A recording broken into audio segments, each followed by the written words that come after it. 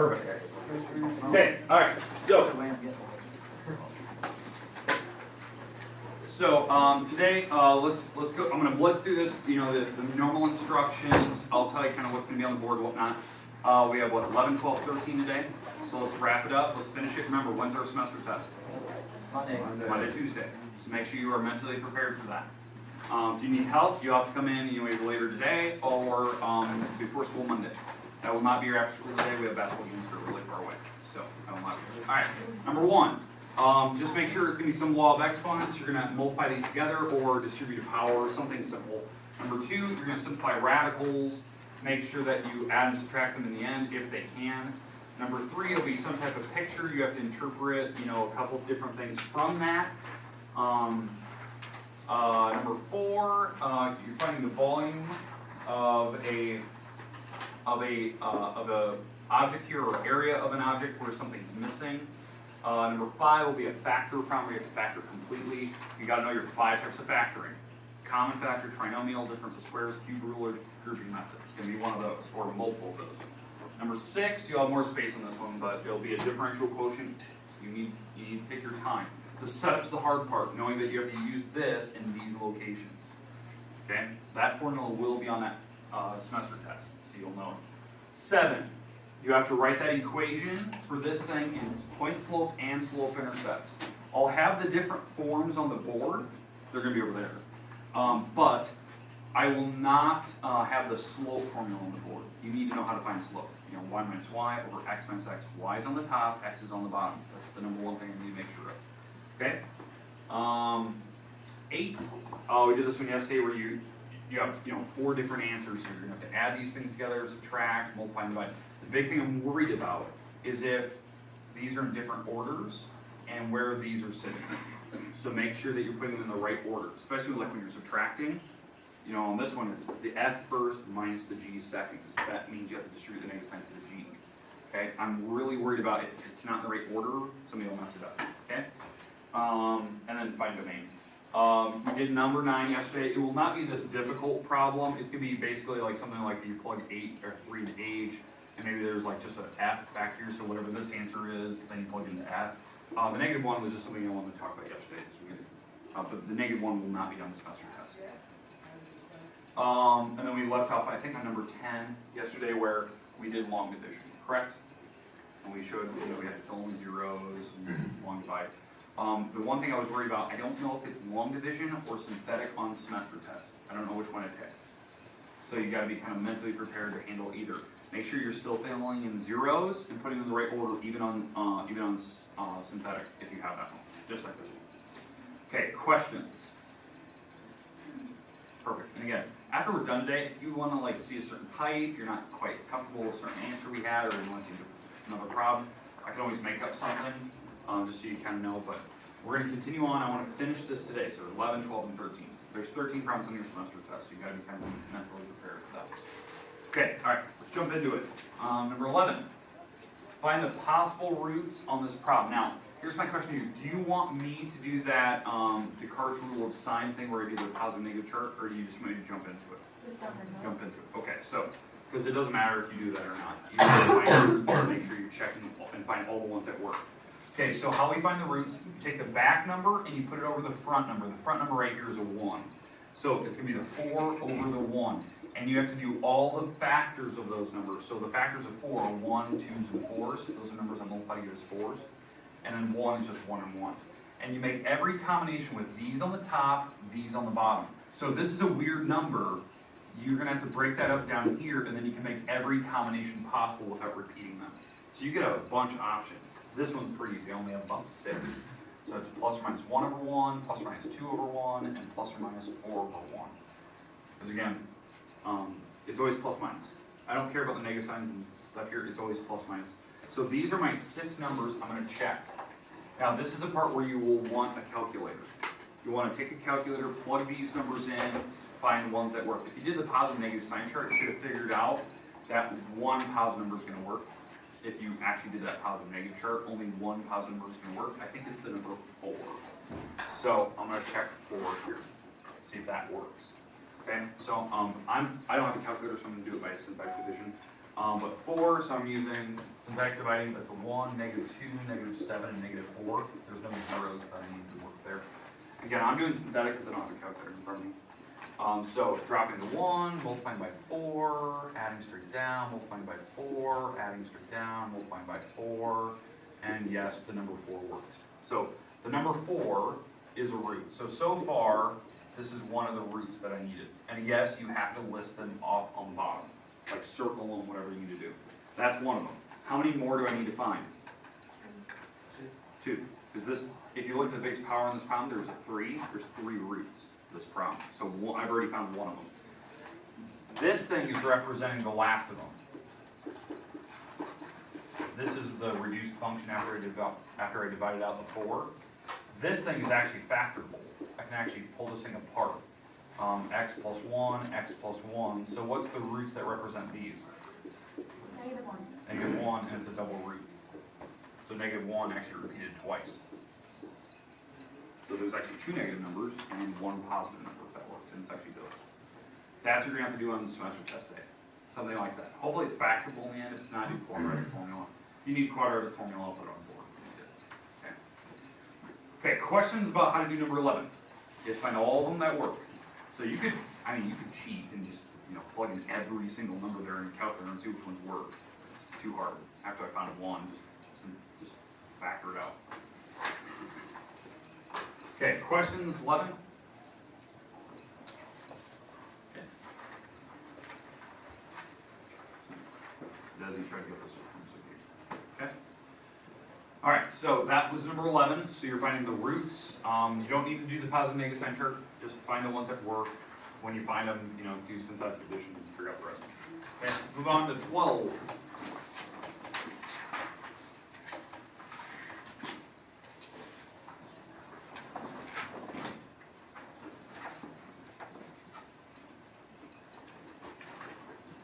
Okay, all right, number 12.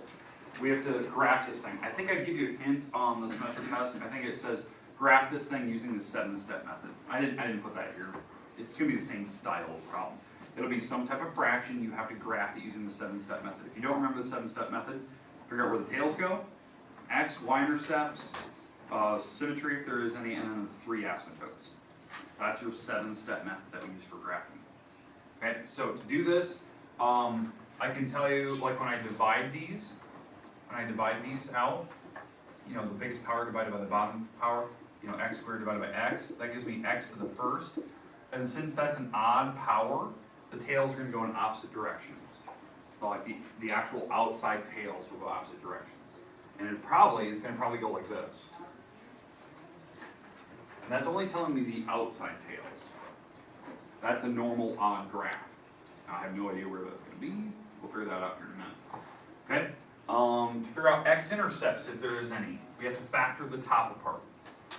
So how do I factor the top? What does that turn into? X minus 3, x minus 3. Okay. So in fact, the X intercept on this problem is positive 3. That's the root of the top. X intercepts is what makes the top 0. Okay. Y intercept, and I can already tell you right now, is this thing symmetrical? No. The X intercept's weird, so it's not symmetrical. I can already tell you that. Y intercepts. Y-intercepts, you have to plug in zeros for all of the x's. That's how you find y-intercept. So 0, 0 plus 9, 0 minus 9, so I have 9 over negative 9, which is negative 1, so that's my y-intercept. Okay, so definitely not symmetrical so far. Let's see, we've done the intercepts, we know it's not symmetrical, we've done the tails. Okay, so now we're on to the asymptotes. So, vertical asymptotes, what makes the bottom 0? 9. So we have a vertical asymptote. This graph is undefined at 9. Like that. There's a vertical asymptote, and that goes forever. Okay. Okay, so how many pictures am I going to have on this thing? 2. There's going to be a picture on the left of the vertical asymptote, a picture on the right of the vertical asymptote. So there's 2 pictures going on, and they're separate. Okay, so we've done the vertical. Does it have a horizontal asymptote? Is the top smaller than the bottom? No, so it definitely does not have a horizontal. They're not even the same. So if they're equal, like in powers wise, then they would, the horizontal would be at whatever the top divided by the bottom is. But we don't have that. The top is actually bigger than the bottom, so there is no horizontal. There is a slant, though. There is a slant asymptote. The reason why the top power is bigger than the bottom by 1. So there is a slant asymptote here. And those are very rigid. Nothing can cross a slant. So we need to actually figure out what that is. How you find slants? You actually have to long divide or synthetic divide it out. I'm going to synthetic divide. So this will give me the equation for the slant asymptote. So how we synthetic divide, the root of the bottom is 9, and the top is 1 minus 6 and the 9. So I'm going to synthetic divide the 9 out of the top. And this will give me the equation for the slant asymptote. It'll be a linear equation like Slope-Intercept Form. Okay? So dropping the first one, bless you, dropping the first one down, multiplying by the 9, dropping it down, multiplying by 9, adding straight down, what is that, 36? Okay, and this, that's my remainder, I don't really care about it. This is the 3 plus 1x, right? This, right here, what you're looking at, is the equation for the slant asymptote. When you synthetic divide or long divide, whatever that item is minus the stupid remainder, that's the equation for the slant asymptote. And that, how you know that, if the power is bigger than if the top power is bigger than the bottom by 1, that's when you know you have a slant, like this one does. So I'm going to have a slant asymptote here. This is the y-intercept. This is where it's going. That's my slope, right? That's slope-intercept form. Y equals mx plus b. And again, those equations will be on the board. So where is this thing starting? 3. Where's it going? Up 1 over 1. So it's going to start at 3. Goes up 1 over 1, up 1 over 1, up 1 over 1. And I can keep drawing that.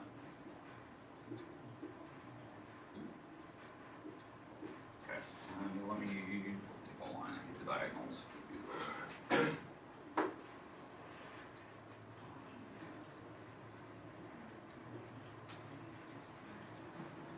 Okay.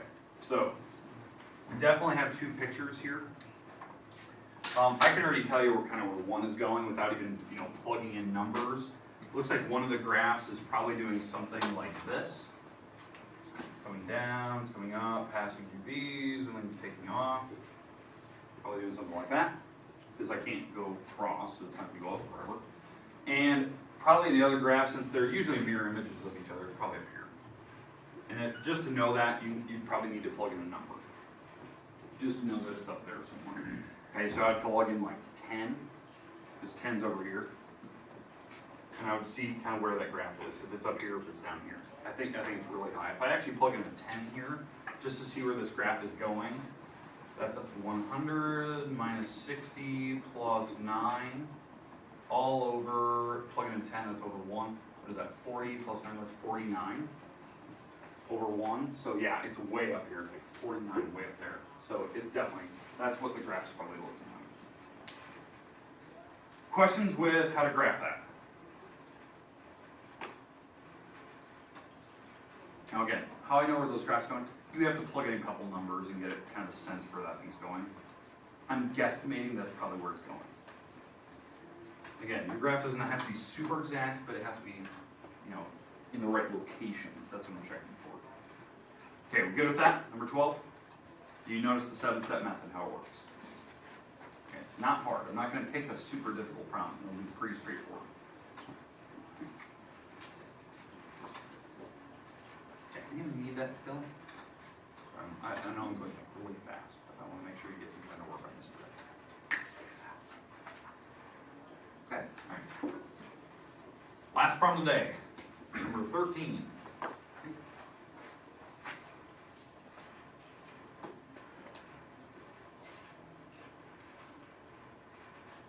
Okay, we have to graph this parabola. Okay, so it is a parabola. It's going to be that little bowl shape. This is one that we just had in the last test we just took, chapter 2 test. To do that, we have to complete the square, figure out where the the vertex is, and then the X intercepts and Y intercepts, if they have it. Okay. I can tell you after I rearrange this thing what it's going to look like. So, to rearrange it, I'm going to move these items over. I like to get the y on one side. Boys. Alright, so we have y minus 5, moving the x squared over is negative x squared plus 4. So I can tell you right now, this thing is definitely going down. That's where the tail's going. They're going, there's going to be two tails. They're going down because the negative sign's out front. They're going the same direction because it's power 2. So it's going to look something like that. Does that make sense? Like what it's going to roughly look like? Okay, but we have to complete the square. So completing the square means I have to factor out the negative 1 here, because you can't have a number in front of the x squared. So I'm going to factor out the negative 1. When I do that, I'm left with x squared minus 4x, because I'm dividing a negative 1 out. Notice, you don't take the x's out, just take the number outside, because we're going to complete the square, so we have to leave out a trinomial. Anyone have a question or concern about the start of this problem? Yes? Instead of factoring, can we just switch the like plus to a minus? Because I find like no point in factoring a negative. That's fine. Okay, I'm going to switch it to negative. Yeah, that's fine. As long as you, like if there's 2 up front, then you'd have to. Yeah. Okay, yeah. All right, so now that we have that, let's do half the middle squared. So what's half the middle? 2 squared? 4. Okay, now that's the 4 that's sitting there. I have to take that times the number outside, so it's negative, bless you, and that's what we're putting on the other side, so we're putting negative 4 over here. Make sense? So whatever number's out front, so if there was a 2 out front, then you take the 4 times the 2, and that's what you put on the other side. Okay, so this is what my problem basically looks like now. It looks like y minus 9 equals negative 1, and this side can factor apart. It's actually x minus 2 squared. It's a trinomial where the two parentheses are the same. So what's my vertex? Yeah, the vertex is 2, 9. It's the number with the x, the number with the y. So 2, 9. That's where the bowl started, and it's going down. We already know that because of the negative sign. So now I'm going to find y-intercepts, and then I'll find x-intercepts, and we'll go from there. But does everyone understand like where it came from there? Forgot that? Okay, so let's figure out y-intercepts first, because that's probably going to be the first number I'm going to hit, and then I'll hit the x-intercepts later. So y-intercepts, how we do that, you have to go to the original problem, plug in zeros for all the x's. That's how I find y-intercepts. So those are zeros. If we move the 5 across, what do we have? Y equals positive 5. So at positive 5 right here. 1, 2, 3, 4, 5, yeah. And I know this dot will be over here as well. Now, a lot of people always ask, how do you know that? This is the middle. Like this is what they call the axis of symmetry. So the graph is going to be very symmetrical over that on a parabola. So I know the dot will be 2 over across that axis of symmetry. So I know like a couple dots there. Now, I still have to find x-intercepts. So we have to do that. How do we find x-intercepts? I don't even remember. Negative x.